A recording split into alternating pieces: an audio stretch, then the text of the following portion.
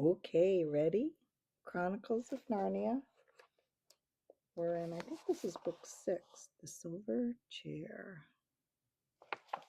And we are in chapter 4, A Parliament of Owls. Okay, chapter 4, A Parliament of Owls. It's a very funny thing that the sleepier you are, the longer you take about getting to bed, especially if you're lucky enough to have a fire in your room. Jill felt sure she couldn't even start undressing until she sat down in front of the fire for a little bit first. And once she had sat down, she didn't want to get up again. She had already said to herself about 5 times, "I must go to bed," when she was startled by a tap at the window.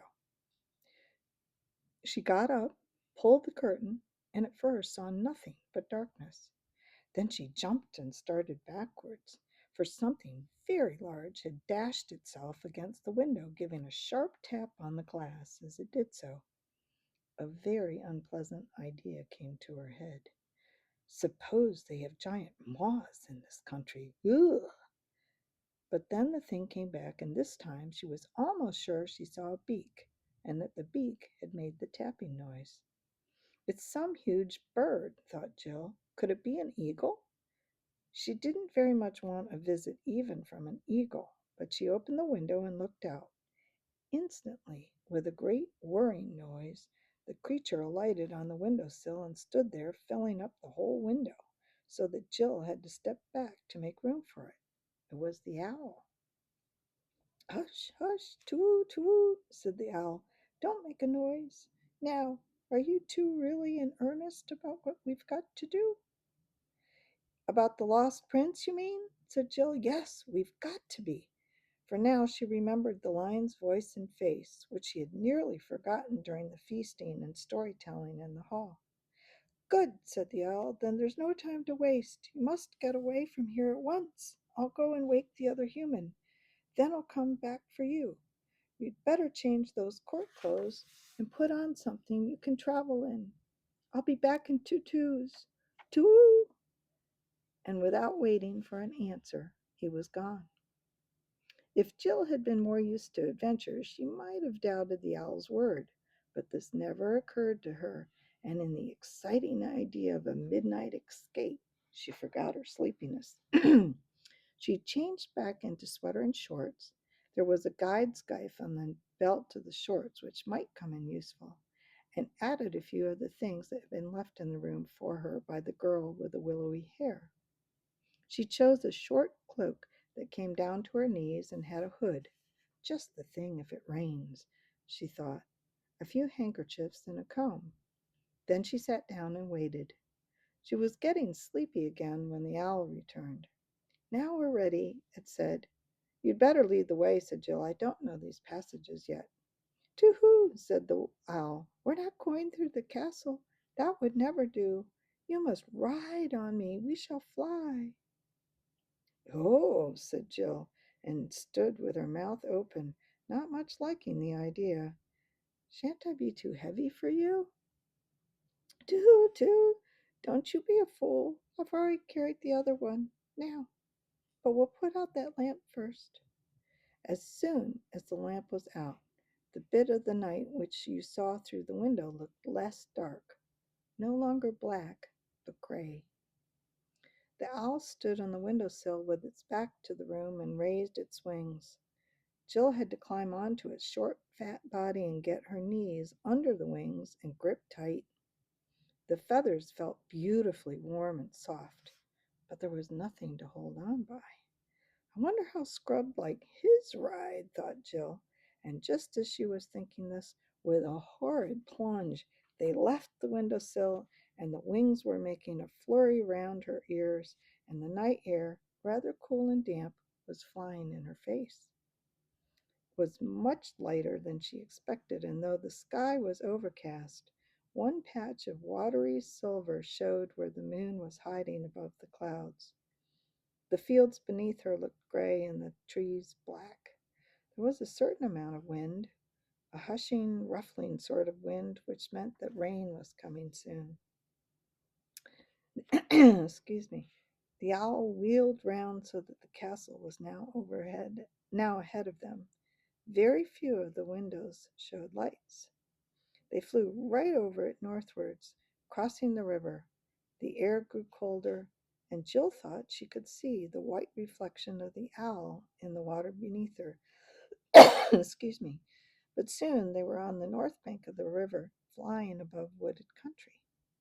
The owl snapped at something which Jill couldn't see. "Oh, don't, please," said Jill. "Don't chirk like that. You nearly threw me off." "I beg your pardon," said the owl. "I was just nabbing a bat. There's nothing so sustaining in a small way as a nice, plump little bat. Shall I catch you one?" "No, thanks," said Jill with a shudder. He was flying a little lower now, and a large, black-looking object was looming up towards them. Jill had just time to see that it was a tower, a partly ruinous tower with a lot of ivy on it, she thought, when she found herself ducking to avoid the archway of a window as the owl squeezed with her through the ivied and cobwebby opening, out of the fresh gray night into a dark place inside the top of the tower. It was rather fusty inside, and the moment she slipped off the owl's back, she knew, as one usually does somehow, that it was quite crowded. And when voices began saying out of the darkness from every direction, "Too, too," she knew it was crowded with owls. She was rather relieved when a very different voice said, "Is that you, Pole?" "Is that you, Scrub?" said Jill. "Now," said Glimfeather, "I think we're all here. Let us hold a parliament of owls." "Too, too, true for you. That's the right thing to do," said several voices. "Half a moment," said Scrub's voice. "There's something I want to say first." "Do, do, do," said the owls, and Jill said, "Fire ahead." "I suppose all you chaps, owls I mean," said Scrub, "I suppose you all know that King Caspian the Tenth, in his young days, sailed to the eastern end of the world. Well, I was with him on that journey, with him and Reepicheep the Mouse and Lord Drinian and all of them. I know it sounds hard to believe, but people don't grow older in our world at the same speed as they do in yours. And what I want to say is this, that I'm the king's man, and if this parliament of owls is any sort of plot against the king, I'm having nothing to do with it." "Too, too, we're all the king's owls, too," said the owls. "What's it all about, then?" said Scrub. "It's only this," said Glimfeather, "that if the Lord Regent, the dwarf Trumpkin, hears you are going back to look for the lost prince, he won't let you start. He'll keep you under lock and key sooner." "Great Scott," said Scrub, "you don't mean that Trumpkin is a traitor? I used to hear a lot about him in the old days at sea. Caspian, the king I mean, trusted him absolutely." "Oh no," said a voice, "Trumpkin's no traitor, but more than 30 champions, knights, centaurs, good giants, and all sorts, have at one time or another set out to look for the lost prince, and none of them have ever come back. And at last the king said he was not going to have all the bravest Narnians destroyed in the search for his son, and now nobody is allowed to go." "But surely he'd let me go," said Scrub, "when he knew who I was and who had sent me." "Sent both of us," said Jill. "Yes," said Glimfeather, "I think very likely he would. But the king's away, and Trumpkin will stick to the rules. He's true as steel, but he's deaf as a post and very peppery. You could never make him see that this might be the time for making an exception to the rule." "You might think that he'd take some notice of us because we're owls, and everyone knows how wise owls are," said someone else. "But he's so old now, he'd only say, 'You're a mere chick. I remember when you were an egg. Don't try coming to teach me, sir, crabs and crumpets.'" The owl imitated Trumpkin's voice rather well, and there were sounds of owlish laughter all around. The children began to see that the Narnians all felt about Trumpkin as people feel at school about some crusty teacher whom everyone is a little afraid of and everyone makes fun of and nobody really dislikes. "How long is the king going to be away?" asked Scrub. If only we knew, said Glimfeather. You see, there's been a rumor lately that Aslan himself has been seen in the islands, in Terabithia, I think it was. And the king said he would make one more attempt before he died to see Aslan face to face again and ask his advice about who is to be king after him. But we're all afraid that if he doesn't meet Aslan in Terabithia, he'll go on east to Seven Isles and to the Lone Islands and on and on. He never talks about it, but we all know he has never forgotten that voyage to the world's end. I'm sure in his heart of hearts he wants to go there again. Then there's no good waiting for him to come back, said. Oh, excuse me, that's a question. Then there's no good waiting for him to come back, said Jill. No, no good, said the owl. Oh, what to do? If only you two had known and spoken to him at once. He would have arranged everything, probably given you an army to go with you in search of the prince. Jill kept quiet at this and hoped Scrub would be sporting enough not to tell all the owls why this hadn't happened. He was, or very nearly. That is, he only muttered under his breath, "Well, it wasn't my fault," before saying out loud, "Well, very well. We'll have to manage without it. But there's just one thing more I want to know. If this owl's parliament, as you call it, is all fair and above board and means no mischief, why does it have to be so jolly secret? Meeting in the ruin in the dead of night and all that." "Toot, toot," hooted several owls. "Where should we meet? When would anyone meet except at night?" "You see," explained Glimfeather, "most of the creatures in Narnia have such unnatural habits. They do things by day in broad blazing sunlight, ugh, when everyone ought to be asleep. And as a result, at night, they're so blind and stupid you can't get a word out of them. So we owls have got into the habit of meeting at sensible hours, on our own, when we want to talk about things." "I see," said Scrub. "Well, now, let's get on. Tell us all about the lost prince."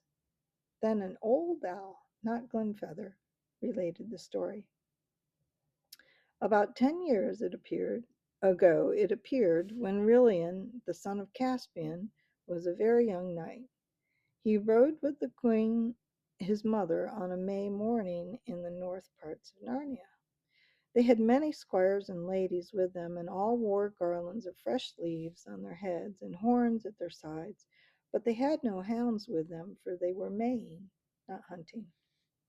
In the warm part of the day they came to a pleasant glade where a fountain flowed freshly out of the earth, and there they dismounted and ate and drank and were merry. After a time the queen felt sleepy, and they spread cloaks for her on the grassy bank, and Prince Rilian with the rest of the party went a little way away from her, that their tales and laughter might not wake her. And so presently a great serpent came out of the thick wood and stung the queen on her hand. All heard her cry out and rushed toward her, and Rilian was the first at her side. He saw the worm gliding away from her and made after it with his sword drawn. It was great, shining, and as green as poison, so that he could see it well, but it glided away into thick bushes and he could not come at it. So he returned to his mother and found them all busy about her. But they were busy in vain, for at the first glance of her face Rilian knew that no physic in the world would do her good. As long as the life was in her, she seemed to be trying hard to tell him something, but she could not speak clearly, and whatever her message was, she died without delivering it. It was then hardly 10 minutes since they'd heard her cry. They carried the dead queen back to Cair Paravel, and she was bitterly mourned by Rilian and the king, and by all Narnia. She had been a great lady, wise and gracious and happy, King Caspian's bride, whom he had brought home from the eastern end of the world, and men said that the blood of stars flowed in her veins. The prince took his mother's death very hardly, as well he might. After that he was always riding on the northern marches of Narnia, hunting for that venomous worm to kill it and be avenged. No one remarked much on this, though the prince came home from these wanderings looking tired and distraught. But about a month after the queen's death, some said that they could see a change in him. There was a look in his eyes as of a man who has seen visions, and though he would be out all day, his horse did not bear the signs of hard riding. His chief friend among the older courtiers was the Lord Drenian, he who had been his father's captain on that great voyage to the east parts of the earth. One evening Drenian said to the prince, "Your highness must soon give over seeking the worm. There is no true vengeance on a witless brute as there might be on a man. You weary yourself in vain." The prince answered him, "My lord, I have almost forgotten the worm this 7 days." Drenian asked him why, if that were so, he rode so continually in the northern woods. "My lord," said the prince, "I have seen there the most beautiful thing that was ever made." "Fair prince," said Drenian, "of your courtesy, let me ride with you tomorrow that I also may see this fair thing." "With a good will," said Brillian.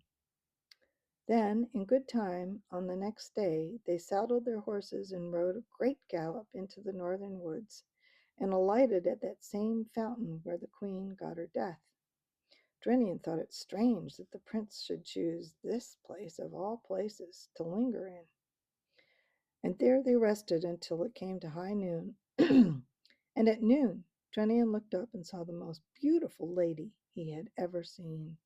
And she stood at the north side of the fountain and said no word, but beckoned to the prince with her hand as if she bade him to come to her.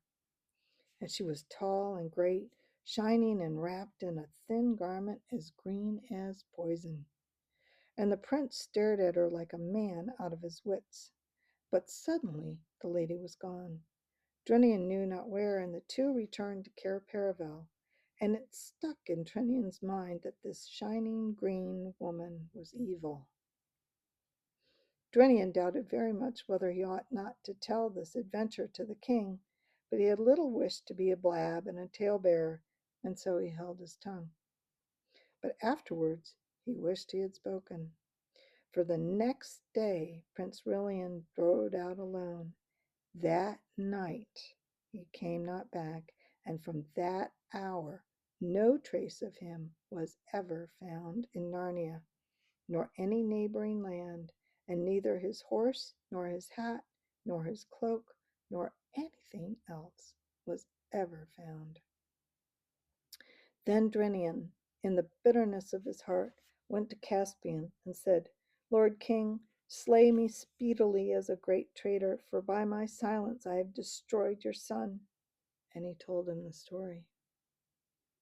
Then Caspian caught up a battle axe and rushed upon the Lord Drenian to kill him, and Drenian stood still as a stock for the death blow. But when the axe was raised, Caspian suddenly threw it away and cried out, "I have lost my queen and my son. Shall I lose my friend also?" And he fell upon the Lord Drinian's neck and embraced him, and both wept, and their friendship was not broken. Such was the story of Brillian.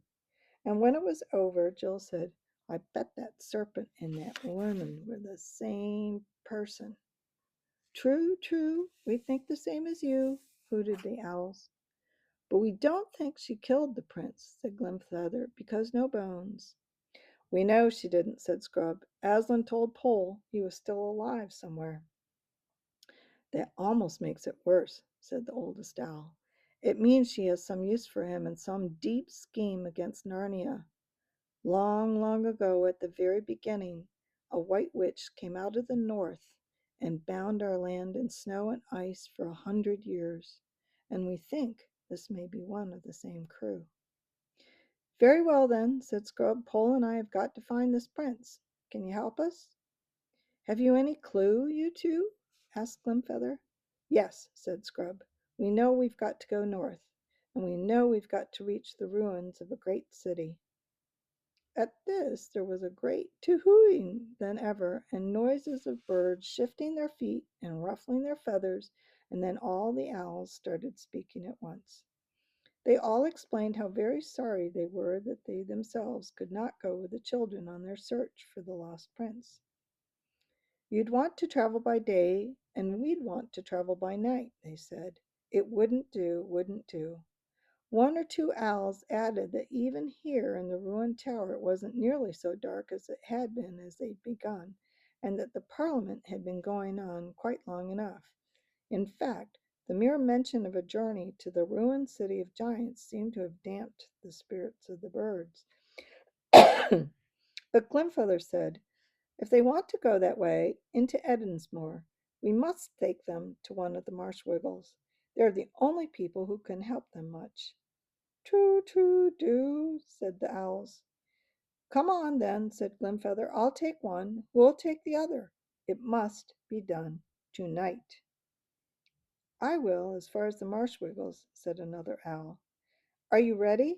Said Glimfeather to Jill. I think Pole's asleep, said Scrub. And she was. Okay, next time, Chapter 5, Puddleglum. Until then.